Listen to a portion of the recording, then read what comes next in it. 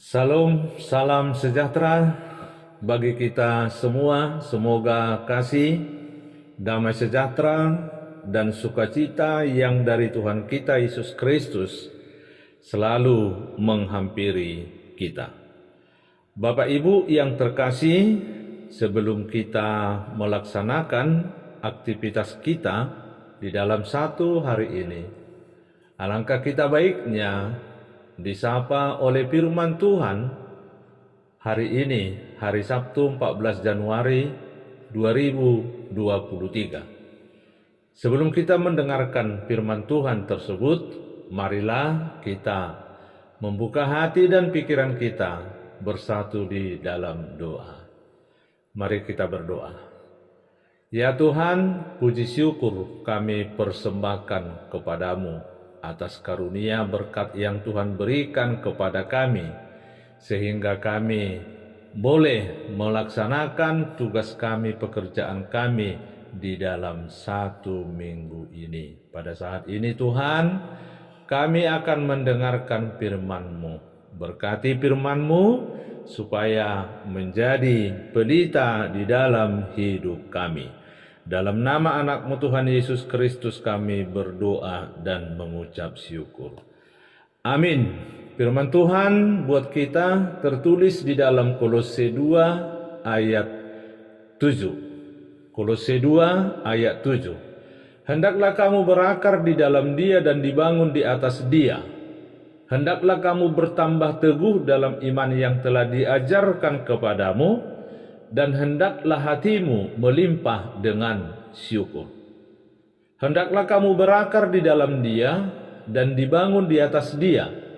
Hendaklah kamu bertambah teguh dalam iman yang telah diajarkan kepadamu, dan hendaklah hatimu melimpah dengan syukur.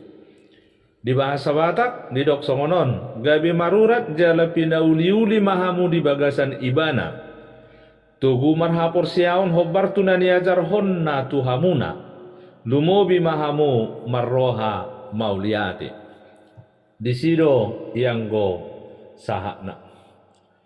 Saudara yang terkasih di dalam nama Tuhan kita Yesus Kristus, bagi tumbuhan atau tanaman, akar memiliki banyak kegunaan. Selain untuk menyerap air dan zat-zat makanan, yang tak kalah penting adalah untuk menunjang berdirinya tanaman itu. Akar yang tertancap ke dalam tanah berfungsi sebagai penyangga agar membuat tanaman dapat berdiri kokoh di atas tanah.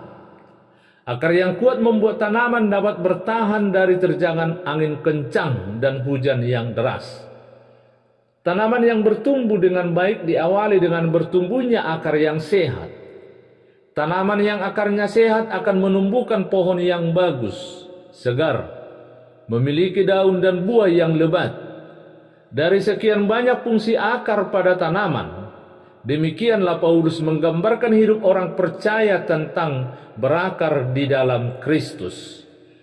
Paulus mengkhawatirkan keselamatan orang Kristen yang akan segera layu jika tidak menyerap sumber kehidupan yang tepat, yaitu Yesus Kristus. Jadi orang Kristen yang berakar dalam Kristus berarti sumber hidupnya adalah Kristus. Dia akan bertumbuh dan berdiri kokoh di dalam badai hidup yang akan dialaminya. Orang seperti itu tidak akan mudah putus asa dan hidupnya tidak terombang-ambing. Istilah kedua yang digunakan Paulus adalah kita semua tahu bahwa yang menentukan kokohnya suatu bangunan adalah fondasi, desain, bentuk warna, dan segala jenis keunikan. Suatu bangunan pasti akan dihubungkan pada peletakan fondasi yang kuat, karena kekuatan bangunan itu bertumpu pada fondasi.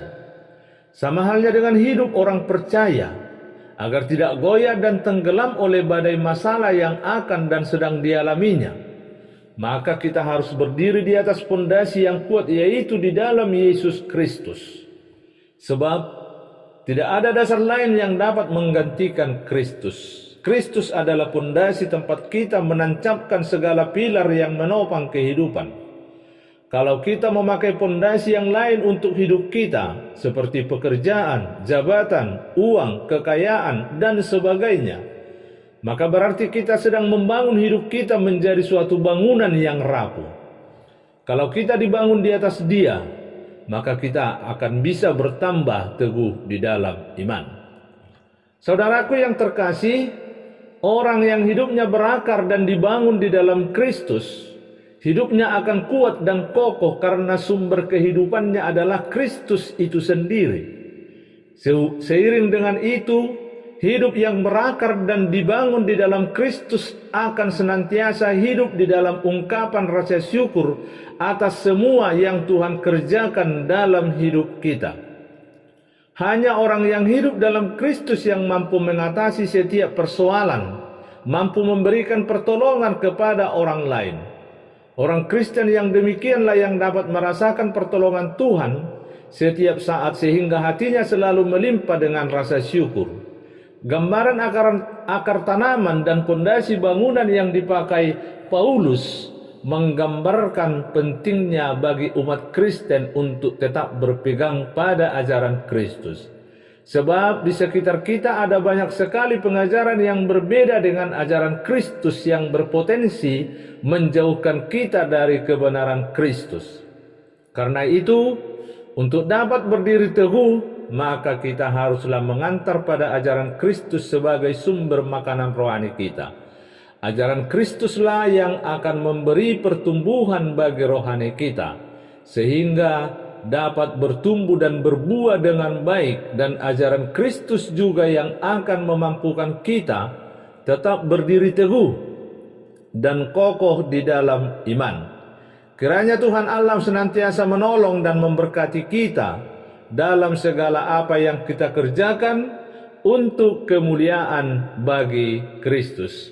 Demikianlah keterangan firman Tuhan hari ini, Bapak Ibu Saudara terkasih.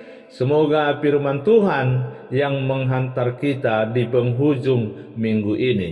Selamat berakhir pekan, Tuhan Yesus memberkati. Mari kita berdoa.